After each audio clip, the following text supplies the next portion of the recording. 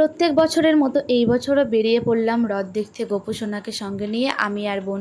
কিন্তু পার্থক্য এটাই যে আগে ছোটোবেলায় মায়ের সঙ্গে গেলে সত্যিই খুব মজা হতো, কিন্তু এখন আর সেই মজাটা আর নেই। আগের মতো হ্রদ দেখতে গেলে অতটা যে মজা করে যেতাম সবাই মিলে, মাটির খেলনা কিনতাম, সেই মজাটা এখন আর নেই। এখন গেলেও চলে, না গেলেও চলে, কোনো জিনিস নিলেও চলে, না নিলেও চলে, এইরকমই ব্যাপারটা হয়ে গেছে। তো অনেকগুলোই বড় রথ দেখলাম। আর রথ দেখতে গিয়ে এই যে রথ টানার ব্যাপারটা, সেই ভিড়ের মধ্যে চলো রথ টানো, সেই মজাটা আমার হেব্বি লাগে। আর তারপরে রথের থেকে যে প্রসাদগুলো দেয়, আমি 3টে রথের থেকে প্রসাদ নিয়েছিলাম, যাই হোক মারামারি করে। এই যে এটা একটা, আর দুটো ছিল ব্যাগে, তাই তোমাদের দেখাতে পারলাম না।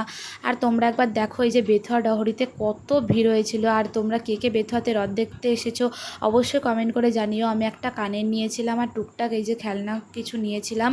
আর তারপরে বাড়ির সবার জন্য জিলিপি নিয়ে চলে আসলাম গরম গরম। এই যে একটা কুলো কিনেছিলাম, আর এই যে মাটির খেলনাগুলো কত সুন্দর লাগছে। আর তারপরে দেখো লক্ষ্মীর জন্য আর চিকুর জন্য একটা গাড়ি আর একটা বাঁশি নিয়ে চলে এসেছিলাম। আর লক্ষ্মীকে দেখলাম বাঁশিটা বাজাতে বললাম।